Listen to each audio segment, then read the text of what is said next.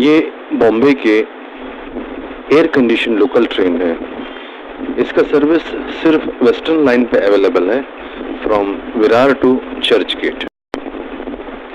ये सर्विस सवेरे 6 टाइम्स और शाम में 6 वक्त, 2 वक्त रन होते हैं, यानी कि दिन में टोटल कुल मिला के 12 टाइम्स टू एंड फ्रो ये ट्रेन होती है। जाहिर सी बात है, जब ट्रेन एयर कंडीशन है तो टिकट भी इसका कुछ ज़्यादा है, इसीलिए सब लोग इसे अफोर्ड नहीं कर पाते।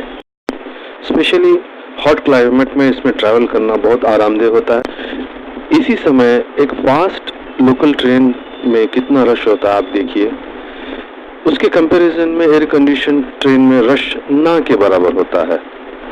और इवनिंग आवर्स में खास करके जो इलाइट क्लास होते हैं उनके लिए ये बहुत कंफर्टेबल ट्रेन है।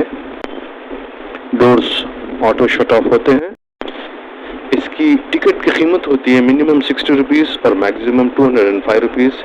वीकली पास होता है वो मिनिमम 285 रुपीज़ का होता है और मैक्सिमम 1070। ये मिनिमम और मैक्सिमम जो है ट्रेन का ईच स्टॉप से डिस्टेंस जो होता है उसके ऊपर है। मंथली पास जो है वो मिनिमम 570 रुपीज़ होता है और मैक्सिमम 2040 रुपीज़ होता है।